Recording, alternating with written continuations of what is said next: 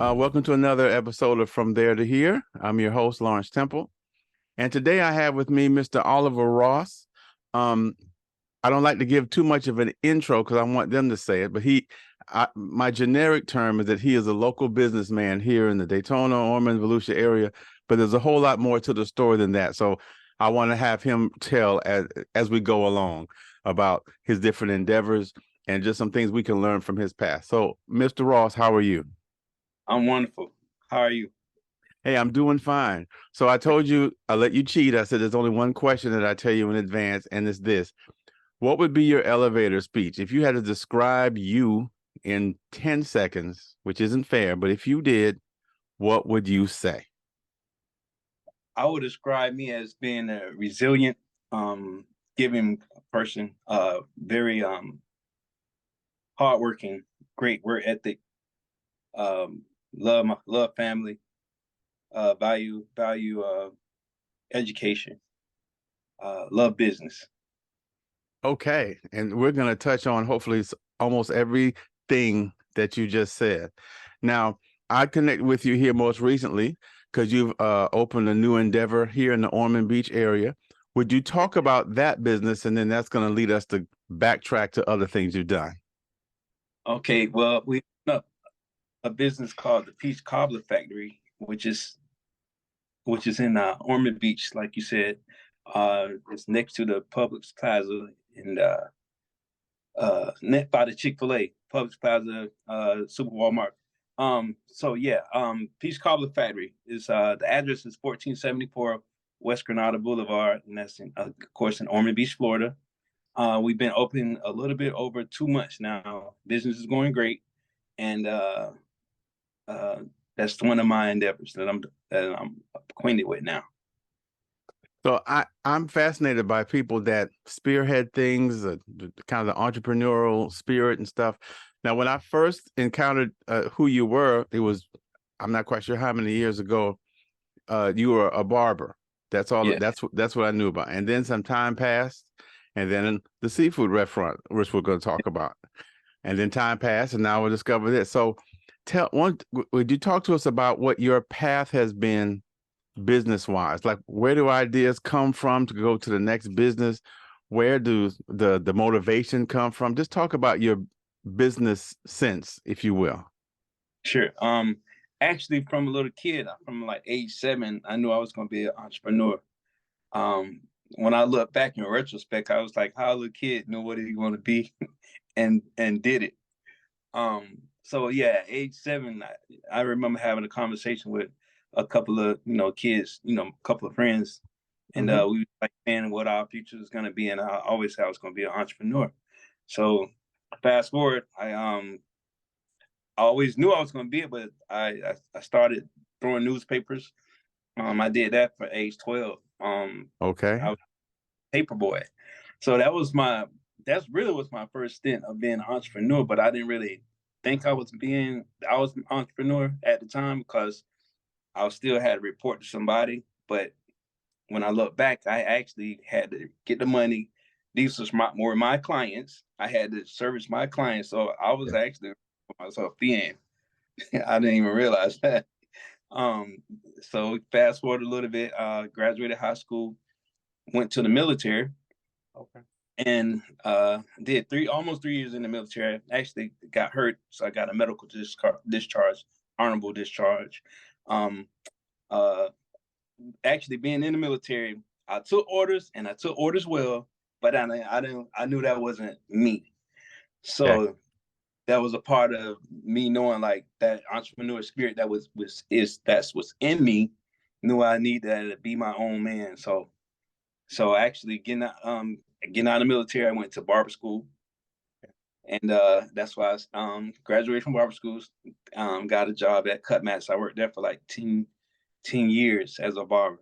Okay. Even now, I actually was successful. I was made a lot of money as a barber, but I always something within me said I knew I was going to be doing something different. I knew I needed to have my own, and so the opportunity came where I was able to purchase the crab stock. Now that's where that crab stock came about. Well, Yeah. now let me ask you this. I know a lot of people have like that word entrepreneur. Like when we were kids, I never heard that word, but now everyone and their cousin uses that word, and it seems like a thing that holds some people back is that risk from a steady job for somebody else to now doing something that's not guaranteed. What made you leave the comfort of working for somebody else or a thing that was already working and take the risk to do something new, which you've done several times? How do you deal with that, or how did you deal with that risk part? Actually, that was one of the most scariest things in my life because actually after I graduated barber school, I had another job working graveyard shift at this factory called it was called John Crane Belfab. We used to do microscopic welding. So I worked there at graveyard shift. So what I would do after I get out graveyard shift, I'd go home and try to get a little rest, and then I'll go to the barbershop. And I was cutting hair part time at the barbershop. But the money I was making part time was more than the money I was making part time as a barber was more than the money I was Mhm. making. So I was like, ooh. So I had to really come to myself and had to talk to myself, and I had to be like, okay, this guaranteed money is pretty much just the graveyard shift kind of guaranteed. I know I'm getting this check. This barber thing, you just getting out of barber school. Is it still going to be this, or is it going? Would it be great if you Mhm. go? I took the leap, and that's been history since 1999. Okay. Yeah, so I've been an entrepreneur since '99. Now, I didn't hear you say you grew up on a shrimp boat or anything. So, what made you feel like you could make a seafood place work when at least I didn't hear you say you had any kind of seafood experience? So, how did that happen?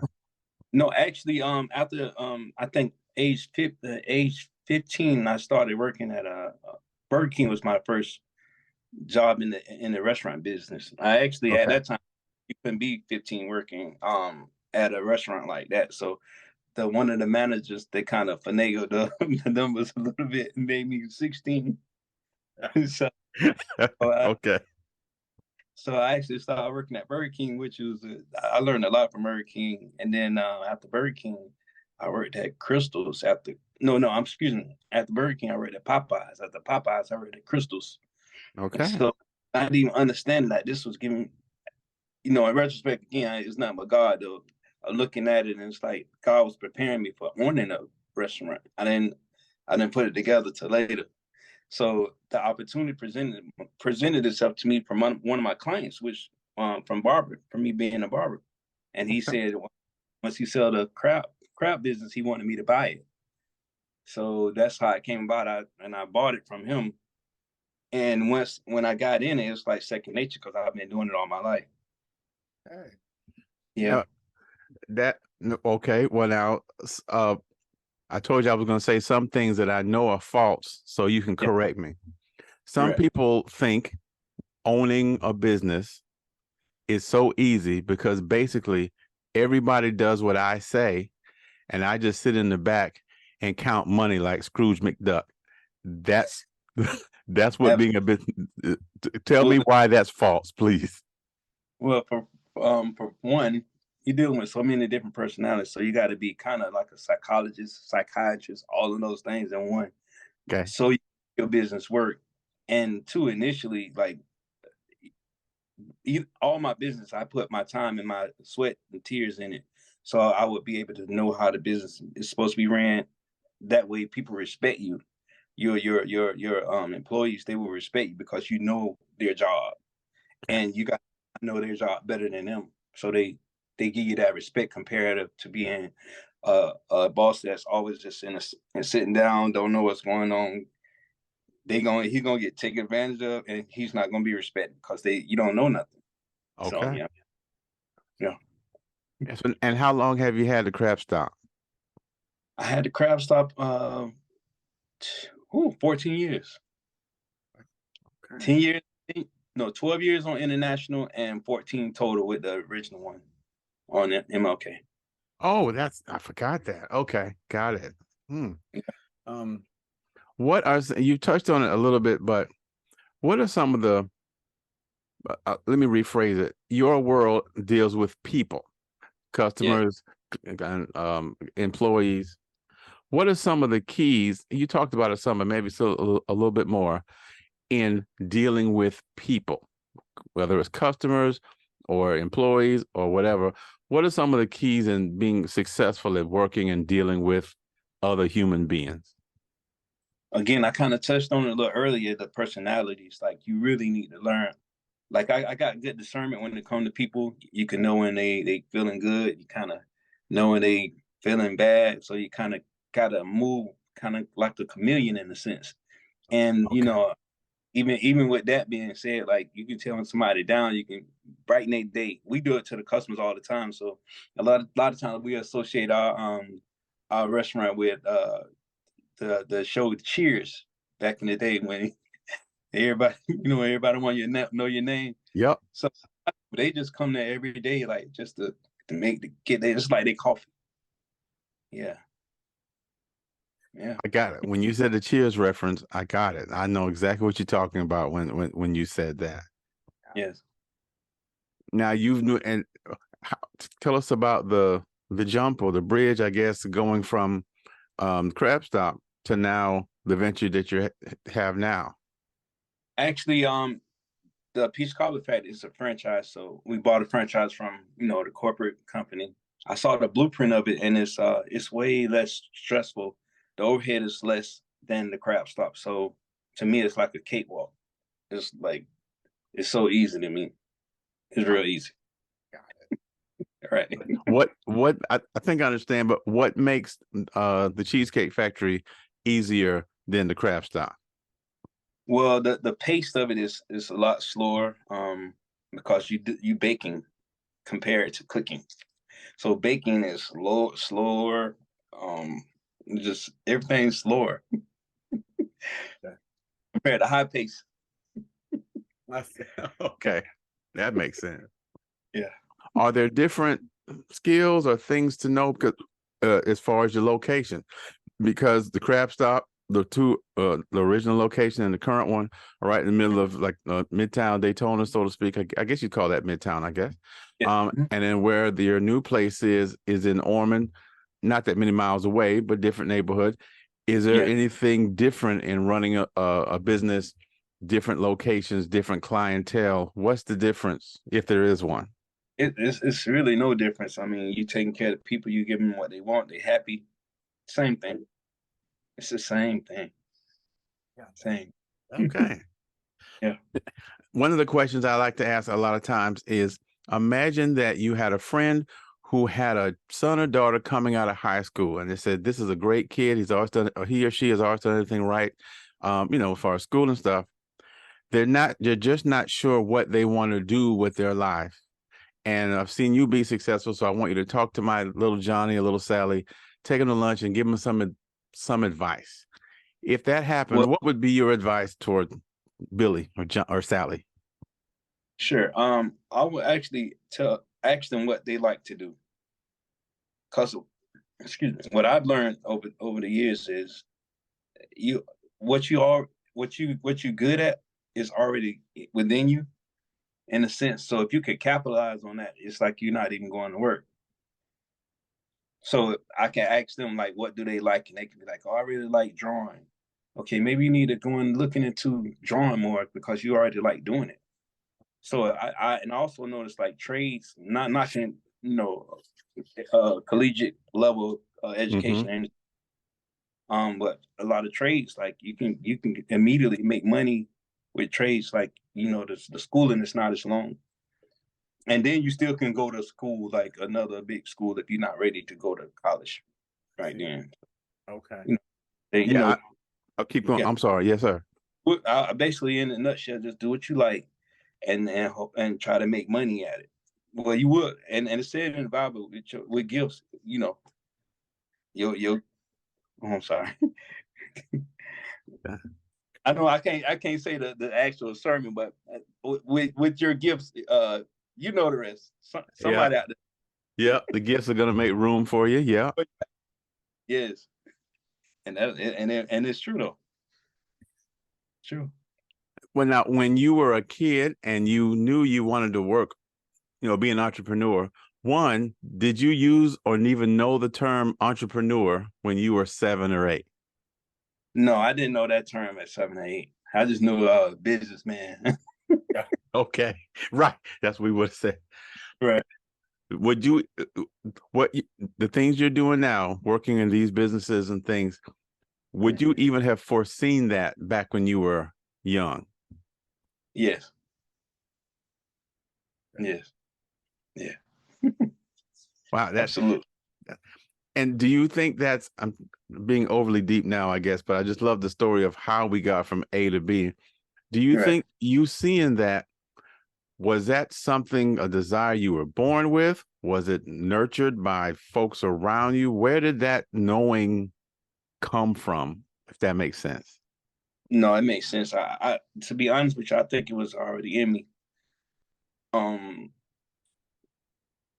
me looking back in time, like I remember seeing like the old timers. They owned Johnson gas station, Mhm. and I remember saying, and no, it's funny that we having this conversation, but no one ever told me like, oh, you need to aspire to own your own thing. But I used to sit back as a little kid and look at them guys like, oh, he owned that. I want to do that. But nobody told me that though. Okay. Nobody told me like, to be a boss. You want to be that? No, it's like I wanted that as a little boy. Yeah. And I remember that service station too. My dad used to go there, so I know what you're talking about. Yeah. Let me tell you another quick story. It's another guy down on Orange Avenue. He I don't know if you remember. His name was Mr. Lattimore. It was a taxi limo service. And I remember one time he actually I had got an opportunity to sit in the back. I actually took a ride with him somewhere. I don't know where we was going, but I remember getting in the back of the limo. Hmm. And I was a little boy, like I'm sitting in the back seat, and it's like I know I was supposed to be there. Wow. It's like I know I was supposed to be sitting in this limo. But nobody told me like limo is this or that. It's like, no, I know it's a difference between that car and that car. Okay. I just I don't know. Yeah. That's good. That's everything you're saying. Seems like about every other sentence you're saying somebody needs to hear these different parts of your story, because there's going to Yes. be some people out there saying, "Oh, wow, that's happened to me too," that kind of thing. Absolutely. Yes. Yes. Um, have I'm sure we all know stories of. Could you go back and talk about fear? Because you've done different things, you've made moves, and you left something that was a sure thing, and then you went to something that was risky. Could you talk a little bit more about dealing with the fear of doing a new thing? Maybe it's the fear of going to college, or the fear of a business, or the fear of whatever. Can you talk a little bit about how you successfully deal with the fear of a new thing? Well, me personally, again, I think certain things just innately within yourself, and it's like when something that's scary, I tend to like go forward to it. I don't run. It's like I want to know what the dragon at. Ah, You know what okay. I mean? Like I'm not going to turn my head where I can't see it. I want to look at it. Like I can see that now. I can maneuver. I Okay. can see what's going on. And my son told me this years ago. My youngest son, Sir Quentin, he said, and he got it from somebody too. But he said, and I take this to the day with me. He said that fear is a choice, danger is real. So being scared of something, is like you truly got the choice. Be scared or not. That's fear. But danger not. Is that danger's real. Okay. Danger's real. But being scared or fearing something is like your choice. You got the choice of saying, "Oh, I'm gonna be scared of that or not." That's good. I always try to take a phrase from the interview and make that like the subtitle on the little title screen. I think Yeah, I'm going to take that. Fear is a yeah, choice. I think I'm going to take that. That's good. yeah, That's a keeper. yeah. If you had advice for young entrepreneurs who are starting some venture, maybe it's a business just like yours or something different. And let's say they're in the first year of it and it's not going that well. And they're considering quitting or whatever. Mhm. Could you give some advice to a young man or young woman or older woman or man in that situation? So what I would tell them is, well, let me go back a little bit.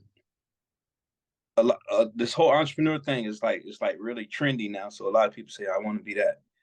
And sometimes people quit their job because they want to be an entrepreneur. But what I would say is, keep your job, do your entrepreneur stuff like on the side, and let it build. And that way, you know, if you really want to do this or not. Because a lot of times people, they say they want to do it and they have it. So Okay. if that thing growing like you want to grow, it's going to push you out of being just working for someone. It's going to make you be that entrepreneur. So I would just say, just kind of gradually, don't try to go all in, because it don't happen overnight. And that's one of the biggest things I've learned over time is like patience. Mm. Like patience is truly a virtue. Like once you kind of get a grasp on patience and understand like it's gonna happen when it's supposed to anyway, Mm-hmm. or not, you have a clear understanding like this is what it is. You gotta be ready for it. Take your time, move how it's supposed to. Don't rush. Don't be trying to don't rush it, because it's not gonna happen like that. Take your time. That's really good. I know someone definitely needed that part. Because you're especially with social media and you see everything out there looks like you start a business on Monday, be a millionaire on Tuesday, sell the business at a profit on Wednesday. That's how it looks online. Key to it is, and understanding is what's for me is for me. What's for you is for you. Is nobody else can do anything about it. It's because it's for you or me. Nobody is designed for you. So when it's designed, when that time is designed for you to get it, that's when you're gonna get it. Not before. Not before. Mm-hmm. It don't work like that.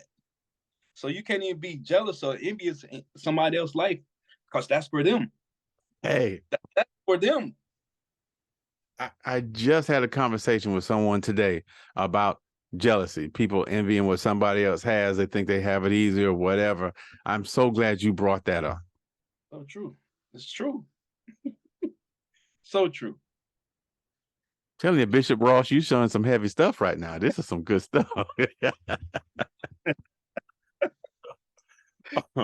But how about this is perfect. This has been absolutely perfect. Can you tell me, so what do you see on the horizon for you? I know you have this new venture, which is successful. It's only a few months old.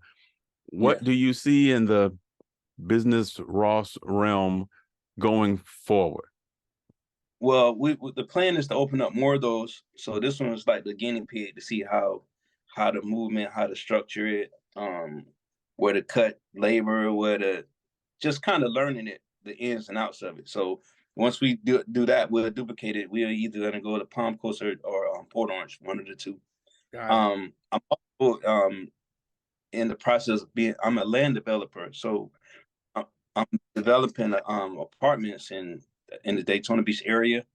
It's going to be the first phase is going to be 24 units apartment. We're going to do a total of 3 phases. I won't say the other 2 phases yet, but Got it. we'll see. Okay. um, and so that's another phase I'm going into land development. Okay. It seems Yeah. like you have in a good way, a restless nature that's not just satisfied with something being good, looking for the next thing and the next thing. Yeah, but the thing is, don't be scatterbrained though. Please explain that. Oh, please do. Please explain that. Yeah, see, a lot of people they try to do a whole bunch of things and nothing ever get done. I always equate it to a sandwich. It's like you got a little bit of mayonnaise, right? That's people that like mayonnaise. You can, if you like ketchup, you can say ketchup, or whatever the condiment is. You got a little bit, and you got 2 pieces of bread. So you either gonna be greedy and say, "I'm gonna put in on both slices of bread," or you're gonna be smart and be like, okay, this is gonna be enough. This is enough condiment to spread over this one piece of bread, and I'm gonna be so totally satisfied with it,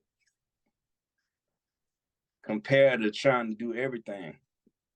So I'm glad you just said take. Don't try to do everything, because you're never gonna get it done. that. Just have a strong foundation. Build a strong foundation. Make this 30. Now I can go to something else, because this is kind of sustaining itself. It's strong. Yeah. I get that. That's good. Because I think a lot of people feel like being busy and doing stuff is the goal, but they spread themselves too thin. Or what you said, Right. no foundation. None. I get. Yeah. Well, the last thing I want to ask you is not from the entrepreneur side; it's the other side. If you're giving advice to someone who wants to be, they want to get a job, they want to be an employee. Can you tell me, as an employer, what do you look for in potential employees, or in employees that you have that you would promote? What do you look for in the people that you want working for your businesses? It's a few things, but I'm gonna tell you one thing is, and I find it to be true at least 9 out of 10 times, maybe 8.5 out of 10 times. I actually watch how a person walk.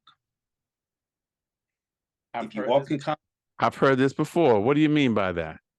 yeah, if they walking slow, head down, more than likely that's how they gonna perform.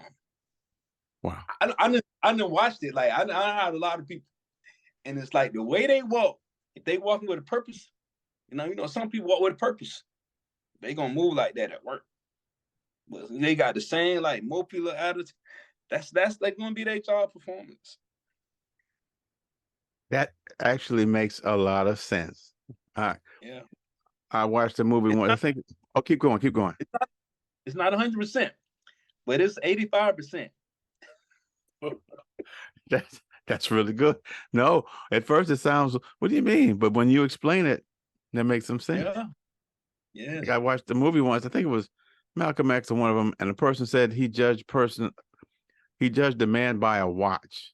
If a man didn't wear this was before cell phones, I guess, but if a man didn't wear a watch, that meant he had no respect for time. That meant he had no respect for your time. That same idea. Yeah. Yeah. Yeah. Mr. Ross, I have enjoyed this, and I know you dropped so many gems just from your own living. I know it's going to help. It's going to help a lot of people who are just trying to better themselves. I appreciate it very much. Yeah, I appreciate you inviting me. Thank you so much.